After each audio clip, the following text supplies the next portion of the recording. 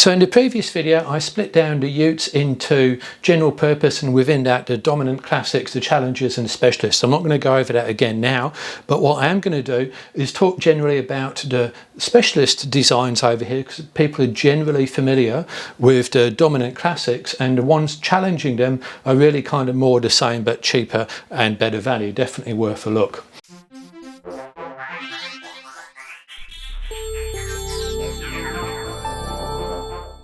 So let's start with the hot one at the moment, the BYD Shark. And the reason there's so much excitement around the BYD Shark is twofold. First, its price. It's very low priced, $58,000 for what is a lot of ute. It's extremely good value. Secondly, it's a PHEV. It's a plug-in hybrid electric vehicle. It can do 80, 100 kilometers on pure electric range only, which is something no other ute offers on the market. It's a series hybrid, fully independent suspension. It genuinely brings something new to the market, which is really refreshing, and well done on BYD on moving the ute market forward. It's got a lot of power as a result. Now, its disadvantage is the payload is low. It's not even 800 kilograms. The front axle load limit is extremely low as well, which is going to be a disadvantage for fit out. It's only got a 60-litre petrol tank, and once that main battery is depleted, 60 litres with a petrol engine is not going to get you that far. It can only tow 2.5 tonnes. Off-road, I tested the pre-production version and it had a terrible four-wheel drive system. I've seen videos of current models and it's far better, quite acceptable, but we still need to see how it goes up steep hills and down very long hills where it will overheat the brakes, etc. So I put a bit of a question mark at that point. But this is a great value ute. You should definitely look at it if you don't need more than that payload, that towing, etc. It should absolutely be on your shortlist.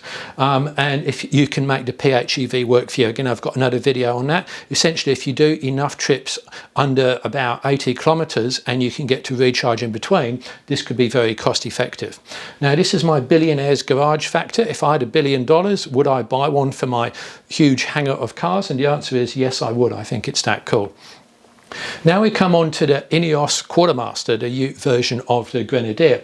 Now that's really good off-road. It's got great suspension travel. The Trialmaster version comes with twin lockers.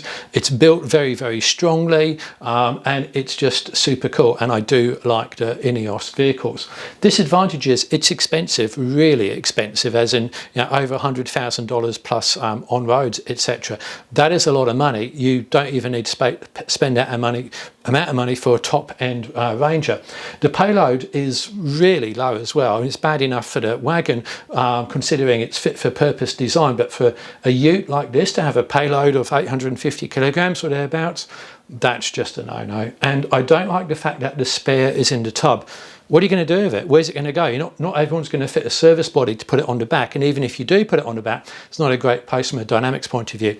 The Grenadier has its spare mounted on the rear door, which is good, and I carried over that design, I think, and thought, okay, what are we going to do with it? Well, we're not going to underslung it here, so we'll just put it in the tub, and that means it just takes up space, which is a pain.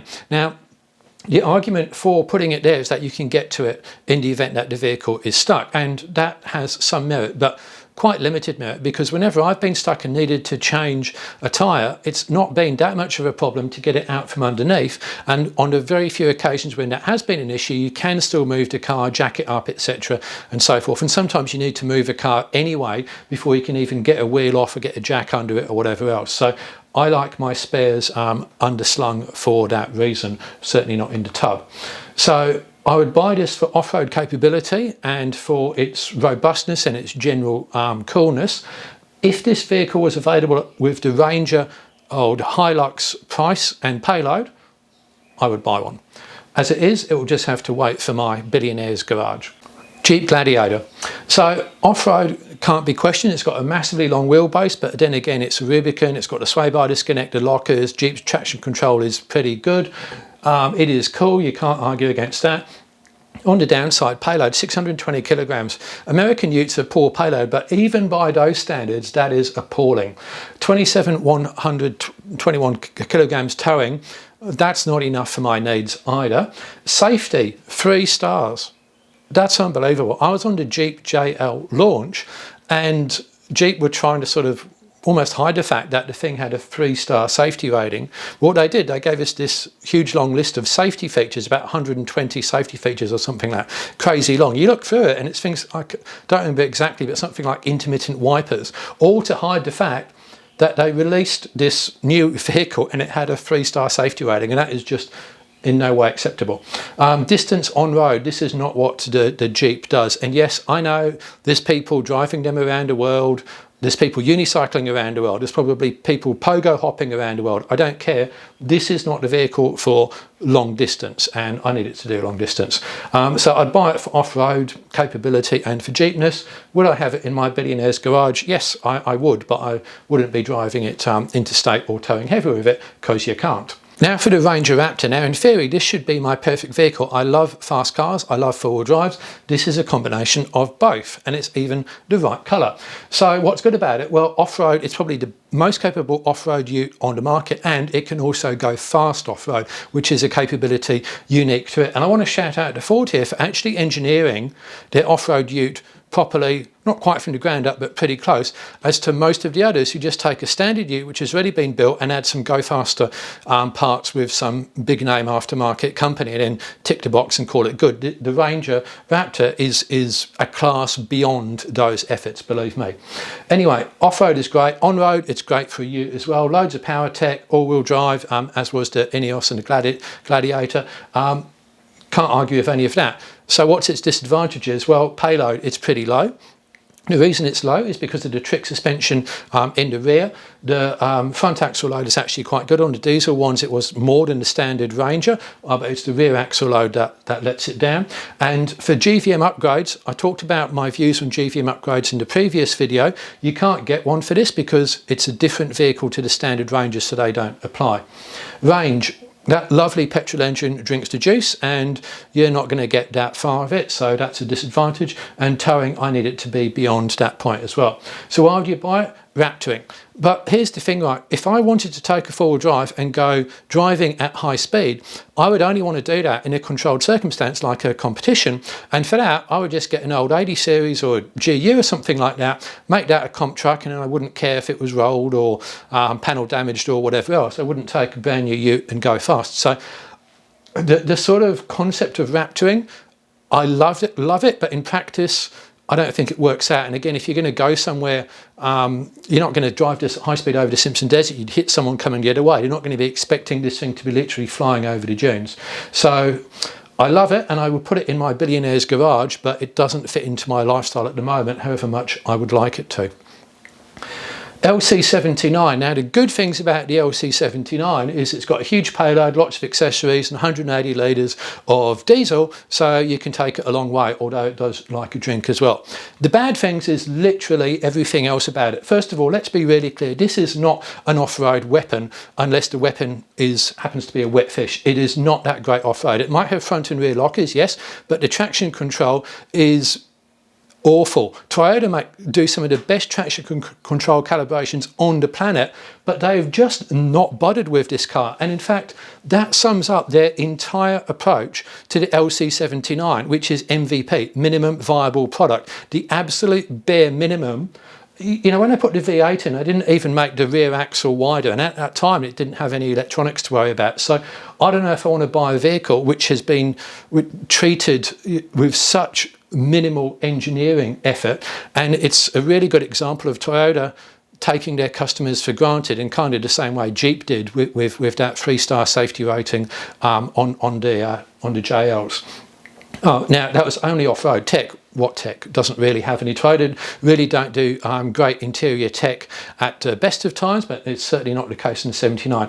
On-road, it's even worse. I mean, we all know it's just not a handling on road, doesn't have the power, it's noisy, even with the new engine. Safety, one of the single cab, Toyota did the bare minimum to get it up to a 5-star safety rating because of commercials, right? That doesn't apply to any of the other variants in there. So safety, not. And price, it's expensive, so no. But here's the good thing about it. If you wanted ultimate reliability, you would choose this vehicle. If I had to choose any four-wheel drive in the market and drive it continuously around Australia till it broke, the one which would be going the longest, in my view, would be this, but you'd just be crying the whole time as you drove it. So no, not for me. Billionaire's Garage? No.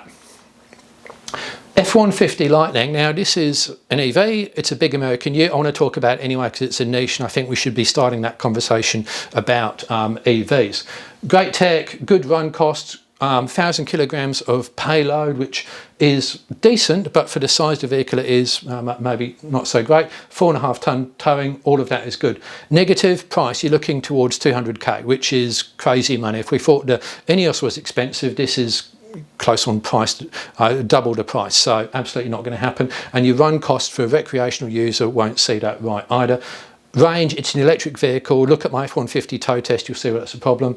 Off-road, it's not really designed for that. So buy that if you want short range towing and carrying, and the EV kind of thing makes sense to you, you just don't care about the costs. And Billionaire's Garage, yeah, I'd absolutely have one of these in there, and if I could, I'd actually get one and I'd put mud tyres on it and lift everything else, and I'd try and use it as a four-wheel drive and long distance towing just to see what it's like. And yeah, that would kind of be a dream. Oh, and it would get Raptor orange as well. Kia Tasman, I'm going to change the format here slightly because this one takes a little bit more time. So it's all-wheel drive, which is important to me, as I explained in the previous video. It's got rear disc brakes, which is great. It's not a deal breaker, but it's good to see. It's got a rear locker. Again, if you've got a good brake traction control, you don't necessarily need that these days, but good it's got it. The size is comparable to the other dominant Challenger utes. It's got a built-in brake controller, which is good. The Rangers have that as well, so that and a tow bar is something you've got to factor in when you're looking at comparative costs. The major difference between this and the other utes, its differentiating factor, appears to be the interior. Kia say that the second row can recline and slide, and it can also fold down this centre console here, a la the F-150. So I think that is its major claim to fame. Towing payload, yeah, the numbers are okay. They're not standing out. If they wanted to stand out, they should have done 1,200 kilogram payload or thereabouts. 8-speed auto, yeah, that's pretty standard. 2.2 diesel. Again, there's nothing there to go, oh yeah, that's interesting. It's not a Shark. Leaf springs, again, missed opportunity, should have been coiled. And again, let me just say, coils can take a load. Look at my Unimog video, look at Defender 130s, you know. The leaf coil thing is correlation and causation confused.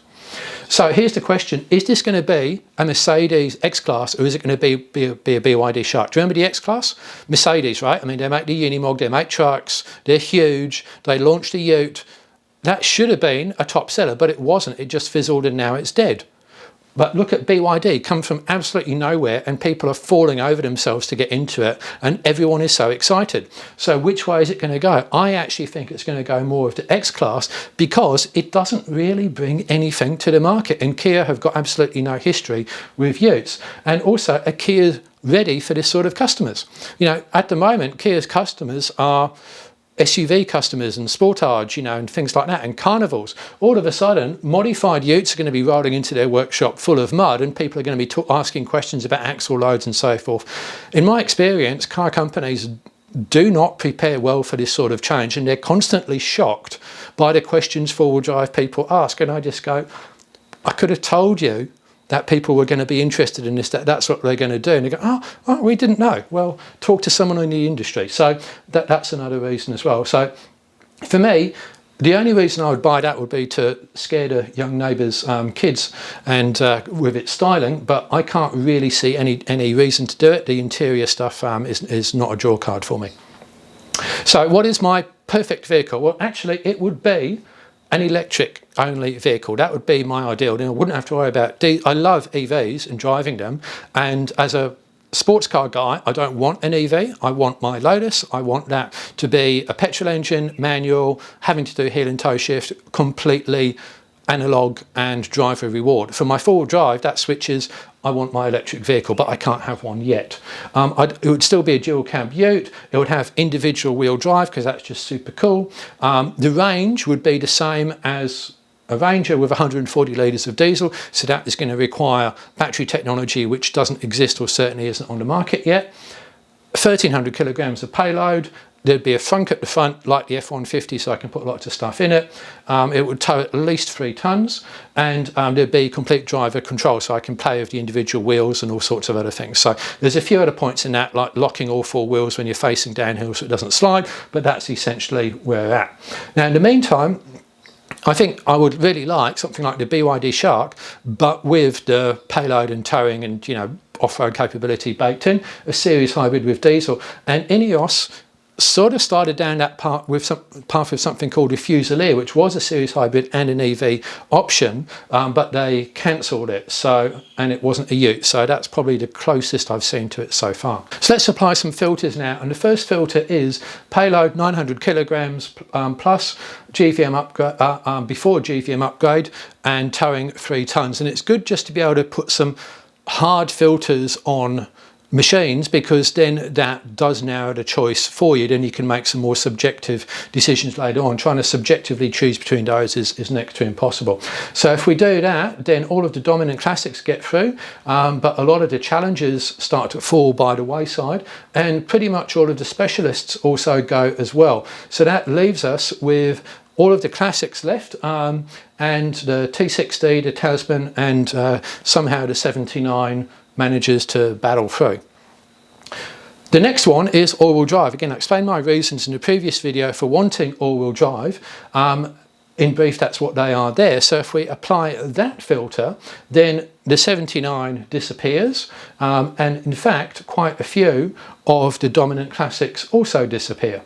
So that leaves us with only 5 vehicles, which are here. Now, all of these vehicles meet my needs. They've got the payload, they've got the towing, they're all-wheel drive, they're dual cab utes, they've all got decent safety, etc., etc. So it now becomes a little bit harder to choose.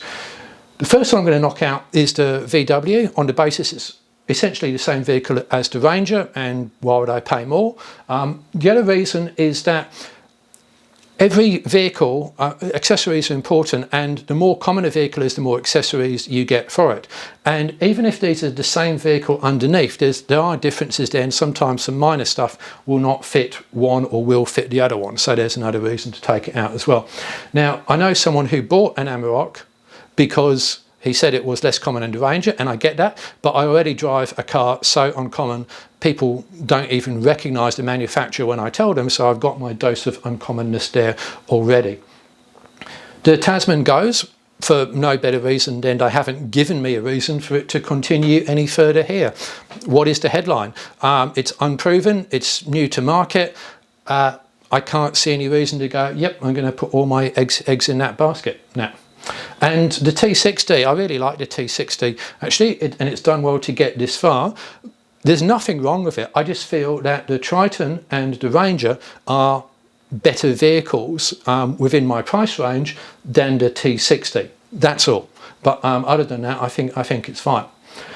So that leaves us with just 2, the Ranger and the Triton. Now I've selected the V6 XLT because I've never met a kilowatt that I don't like. The XLT is the cheapest all-wheel drive, and the GSR is the top end, which is kind of roughly equivalent to that, and again that's all-wheel drive. So let's take a look at some pros and cons. So good weight numbers, ton of payload, good front and rear axle loads.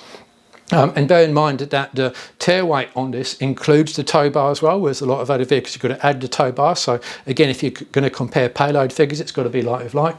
It's powerful. There's a smooth 10-speed auto, which is great. The age is good. It introduced 2022, it's now 2024. Ford will have worked out some bugs, so a couple of years into the model cycle is a good time to buy. It comes with a built-in brake controller and a tow bar and TSC, so price-wise that helps it. And also Ford have got a really good trailer stability control system, which I've talked about in another video, but you never see mentioned because for some reason the marketing people don't do it. Either they don't understand it or they don't think it's worth it, but it's really good, and that's actually one of the reasons that I want to buy it. It's a great drive on road, good tech, it's a good size, it's slightly larger than most. Interior is great as well. Now the Triton, it's cheaper, and that is a huge factor. It can basically do everything the Ranger can do. you could just argue that the Ranger does it better, but you can't say, oh, the Ranger's going to get somewhere off-road or tow something that the Triton wouldn't. So that's a huge factor. It's a bit newer, so you could argue, oh, look, you should give it a year or two to iron out some bugs, or you could say, look, I kind of trust Mitsubishi. I'm going to go more with the latter, so I'll be happy to buy one now. It's got good weight numbers again. Mitsubishi have always been pretty good about their weights, even with the previous model, when it could only tow 3.1 tons. That was actually a fairer definition of towing max than the 3.5 tons, so good on for that. It's got a proper handbrake, whereas this one's only got an electric brake, and I'm still scarred from my Discovery 3 owning days about that. It's orange, and there are orange Rangers, but not V6 XLTs. On the downside, it's expensive relative to the Triton anyway, and the brake traction control is Ford have improved it over the years, but it's still not as good as Land Rover or Toyota. They really need to hire whoever does the traction control calibration for those guys and put them onto the Ford program, because it's still below par. Negatives, rear storage on the Triton. It's relatively unrefined compared to the Ranger, relatively poor tech, 6-speed auto, although the fuel consumption is pretty good. And it's got a diff mass balancer, which I noticed when I tested the previous generations, going, what the hell is that doing there? I emailed Mitsubishi about it, and they said the usual thing, which is, oh, we've driven it for 1 million miles in the Outback, hasn't been a problem. I said, well, it was a problem in the first 5 minutes of the test in the state forest. Here's some video to prove it. It got hung up. Now, yes, we could just delete the mass balancer, but I don't really want to do that. And I'm not wild about what the existence of that says about the rest of the vehicle. Rear drum brakes as well. So there's nothing wrong with the Triton, nothing wrong with the Ranger. It's really, do I want arguably a better vehicle, more refined vehicle, or do I want to save a bit of money and go with the Triton? So here's the new car. It is a Ford Ranger V6 XLT, model year 2024.5, and that's the cheapest all-wheel drive Ranger you can get.